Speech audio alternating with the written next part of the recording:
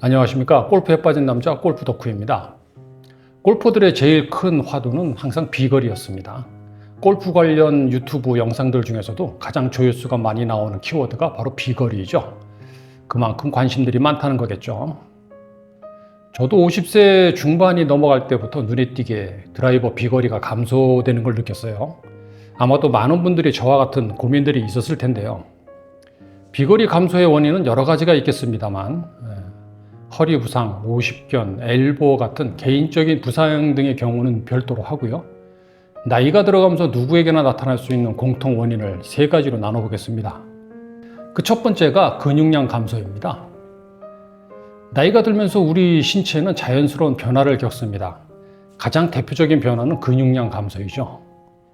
이 현상은 근감소증이라고도 불리면서 나이가 들수록 근육 조직이 감소하고 당연히 힘이 약해지는 겁니다. 보통 50세 이후의 근육은 매년 1에서 2% 정도 감소한다고 합니다. 근육량이 65세에는 젊었을 때에 비해서 약 30% 정도가 감소하고 80세에는 약 40% 정도 감소하면서 근력이 떨어진다고 합니다. 사우나에 가서 나이 드신 분들의 몸을 잘 관찰해 보시면 팔다리는 가늘어지고 엉덩이에 살이 빠져 있으면서 배는 좀 나온 영화 E.T의 몸매가 생각나시는 분들이 많습니다. 전형적인 근감소증 형태죠. 안타깝게도 60세 초반인 제 친구들에게서도 서서히 보이기 시작하더군요. 골프 비거리 문제뿐 아니라 노후의 근감소증은 여러 가지 문제를 일으키게 됩니다. 치매도 더 많이 온다고 하더군요. 노후의 근육량 1kg는 현금 1억과 같다는 말도 있고요. 늙어서는 모아놓은 자산과 근육을 빼먹으면서 산다는 그런 말도 있습니다. 그러면 근육량을 늘리거나 최소한 유지하기 위해서는 어찌 해야 되는지 알아보도록 하겠습니다. 기본적으로는 세 가지만 기억하면 됩니다. 근육 생성은 근력 운동, 충분한 단백질 섭취, 그리고 충분한 휴식입니다. 먼저 근력 운동에 대해서 알아보죠. 운동은 유산소 운동과 무산소 운동으로 나눌 수 있습니다. 달리기, 등산, 자전거, 수영 같은 운동은 유산소 운동에 해당하고요. 체지방 감소나 심폐지구력 증가, 혈액순환 등의 효과가 있습니다. 이런 유산소 운동만으로는 근육이 늘지 않습니다. 무산소 운동은 헬스장에서 하는 기구를 사용하는 대부분의 운동이 여기에 해당되고 대표적으로 스쿼트, 데드리프트, 벤치프레스 같은 3대 운동을 비롯해서 특정 부위를 집중 타겟하는 그 기구 운동들이 있습니다. 근육량을 늘리기 위해서는 바로 이들 운동들이 필요합니다. 무거운 하중을 들어 올리거나 밀면서 최대한의 힘을 쓰는 근육 운동입니다. 보통 8에서 12회 1세트를 쉬지 않고 수행할 수 있는 무게가 자기한테 적당한 무게고요. 한 세트 후 1, 2분 정도의 짧은 휴식 후 3세트를 하는 것을 기본으로 합니다.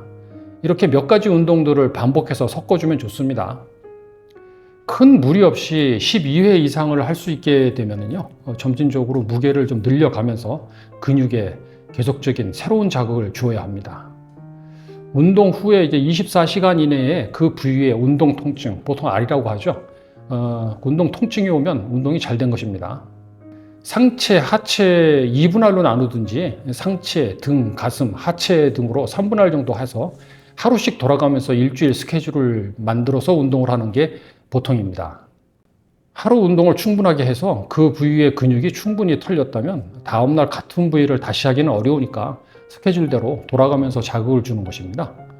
이때 정확한 자세가 안 잡힌 상태로 겨우 1회, 2회 할 수 있는 무게로 스쿼트나 데드리프트 같은 운동을 시도하다가 허리 부상 당하는 경우들이 많습니다. PT를 받던가 운동 경력이 많은 사람한테 자세 교정을 받으면서 천천히 무게를 늘려가시는 게 좋습니다. 두 번째가 단백질 섭취입니다. 하루 운동이 끝나고 30분 이내에 필요한 단백질을 섭취해 줘야 합니다. 근력 운동은 지근, 속근 등의 미세한 손상을 주고 그 틈새를 충분한 단백질 섭취로 근육을 생성하게 하는 원리로 근비대를 이루게 하는 겁니다.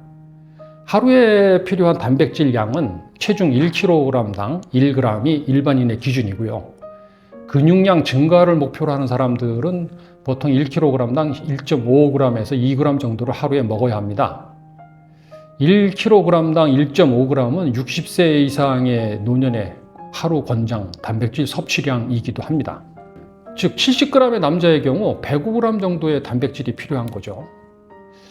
우리가 즐겨 접할 수 있는 대표적인 식재료의 단백질 함유량을 보면 계란의 경우 한 알에 약 6g 정도 들어있으니까 하루 17개에서 18개의 단백질 섭취가 필요하고, 소고기는 하루에 400g, 돼지고기는 300g, 닭고기는 390g 정도를 먹어야 합니다.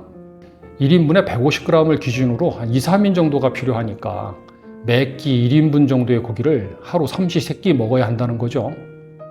한국인들의 보통 식사로는 매우 많은 양이고 비용도 만만치 않습니다. 또 이런 소, 돼지고기를 많이 먹게 되면 불필요한 지방질까지 많이 먹게 돼서 가급적이면 지방이 적은 클린한 닭가슴살들을 많이 먹습니다.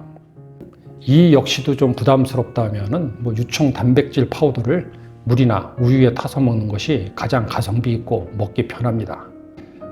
이 시중에 파는 유청 단백질은 한 통에 2.27kg고요. 10만 원 내외 정도의 가격으로 포함된 계량컵으로 한 스푼에 24g이니까 하루에 4-5스푼 정도 먹으면 됩니다. 약 한 달치 정도의 가격이므로 가성비가 좋다고 할 수 있습니다. 이게 제가 먹는 유청 단백질인데요. 쿠팡에서 10만 원 좀 넘는 가격으로 한두 달 먹을 수 있어요. 여러 가지 맛이 있는데요. 저한테는 밀크 초콜릿 맛이 맞더군요. 이거 광고 아닙니다. 이 유청 단백질은 우유에서 그 치즈를 분리하고 나온 맑은 성분을 건조해서 분말로 만든 것이기 때문에 안전하고 장기 복용해도 별 문제가 없다고 알려져 있습니다. 저 역시 한 4, 5년째 꾸준히 먹고 있고요. 저희 어머니도 드시고 계십니다. 이걸 하루 권장량 105g을 두세 번으로 나누어 드시는 게 좋습니다. 그리고 충분한 휴식이 동반되어야 되겠죠. 하루 운동량이 충분하다면 잠은 잘 올 겁니다. 7, 8시간의 충분한 수면 시간에 근력 운동으로 손상된 근육을 섭취한 단백질이 새 근육을 생성해서 채우는 과정이 진행됩니다. 1에서 2kg의 근육량을 늘리기 위해서는 6개월 이상의 시간이 필요하죠.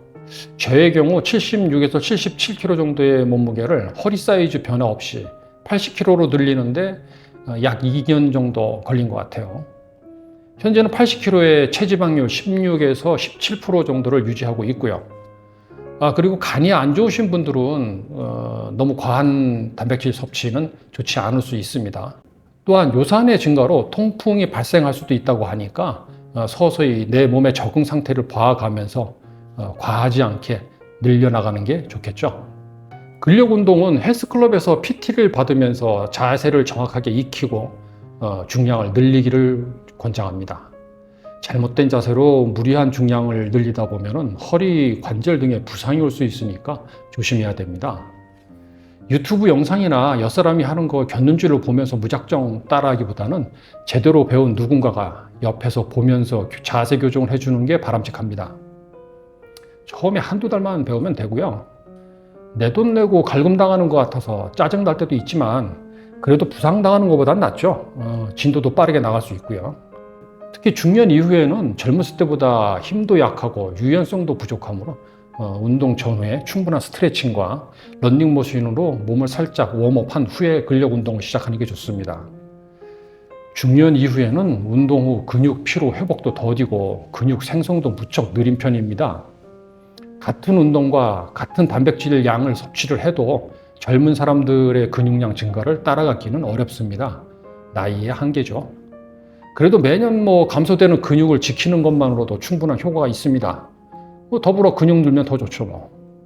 또 나이가 들수록 소화 능력도 떨어지기 때문에 섭취한 영양소의 80-90%를 젊었을 때 흡수했다면 50, 60대 이후에는 50%, 60%로 점점 흡수율이 떨어집니다.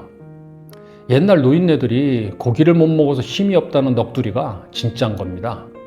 헬스장에서 본격적인 운동은 못하더라도 최소한 유청 단백질만큼은 충분하게 매일매일 꼭 챙겨 먹읍시다. 건강한 노후를 위해서 말입니다. 두 번째 비거리 감소의 원인은 유연성 저하입니다. 시간이 지날수록 우리들의 관절은 탄성, 유연성들이 감소해서 운동 시에 관절의 움직임, 가동 범위를 제한하게 되죠. 특히 골프, 테니스, 야구 같은 스포츠에서 관절의 유연성은 비거리 증대, 비거리 감소에 중요한 요소로 작용을 합니다. 관절이 딱딱해지거나 유연성이 저하될 경우에는 충분한 회전과 활동성이 확대되지 않기 때문에 비거리 감소가 나타날 수 있겠죠. 50대가 넘으면서 오십견과 같은 증상이 나타나면 어깨의 가동 범위가 점점 줄어들게 되고 비거리도 확 줄지요. 허리도 잘 안 돌아가게 되고요. 당연히 스윙도 작아지고 비거리도 점점 줄어듭니다. 점점 팔로만 치게 되고 정확도도 떨어집니다. 줄어든 비거리를 회복하고자 무리한 회전과 스윙을 하다 보니 오비와 같은 실수도 자주 나게 되고요. 애꿎은 클럽 탓만 하면서 클럽을 바꾸기 시작합니다. 클럽이 문제가 아니라 내 몸이 문제인데 말이죠. 스틸 샤프트 쓰다가 그라파이트 샤프트로 갈아타고 금색 갈라는 고반발 드라이버 비싸게 장만해 봐야 그래 봐야 별반 좋아진 건 없어요. 지금까지 드라이버 회사들의 광고에서 비거리가 늘어난다는 거 다 합하면 아마 평균 비거리가 1km는 나올 겁니다. 클럽 바꿀 돈으로 헬스장 PT 끊어서 운동했으면 더 효과가 크게 나타났을 겁니다. 물론 요즘 투어 프로들 비거리 보면 어마어마하죠. 장비들도 좋아졌지만 무엇보다 브라이슨 디셈버 같은 선수들의 경우 그 엄청난 비거리가 장비보다는 꾸준한 웨이트 트레이닝에 있다는 것은 알려진 사실입니다. 저 역시도 50대 후반이 되면서 비거리가 점점 줄더니 50견까지 오고 나니까 220, 230 나가던 드라이버 비거리가 170, 180밖에 안 나가거든요. 그때의 스트레스는 우리 중년 골퍼들이라면 다들 공감을 하실 겁니다. 저 역시 클럽 바꾸기, 샤프트 교환 다 해봤죠. 결국은 50견 치료와 헬스클럽에서의 근력 운동에서 답을 찾았습니다. 이젠 200에서 210 정도의 비거리로 어느 정도 회복을 했고요. 지금은 비거리를 그 정도에 만족하고 방향성에 집중하고 있습니다. 아마추어가 200m면 어느 골프장이든 큰 무리가 없죠. 오히려 요즘에는 일주일에 헬스장 가는 횟수가 골프장 가는 횟수보다 많아졌어요. 허리 사이즈 변화 없이 3에서 4kg 정도 근육이 늘었으니까 근육량 증가라고 봐야겠죠. 18홀 다 돌아도 예전처럼 지치지 않고요. 스코어도 많이 좋아졌습니다. 그래도 아직 기복은 있습니다. 세 번째 비거리가 줄어드는 또 하나의 원인이 균형 감각의 쇠퇴입니다. 스윙 중에 중심을 잘 잡지 못하고 흔들리면 공을 정타에 맞추기 어려워지겠죠. 당연히 비거리도 줄고 실수도 많아지게 됩니다. 가장 간단한 균형감 테스트로 한발서기 테스트가 있습니다. 50대 성인은 한 발로 약 45초 동안 서 있을 수 있고 70대 성인은 26초간 서 있을 수 있다고 합니다. 60대가 팔을 벌리지 않고 눈을 감고 10초 이상 한 발로 서 있을 수 있으면 정상이라고 하더군요. 50대는 15초 이상이고요.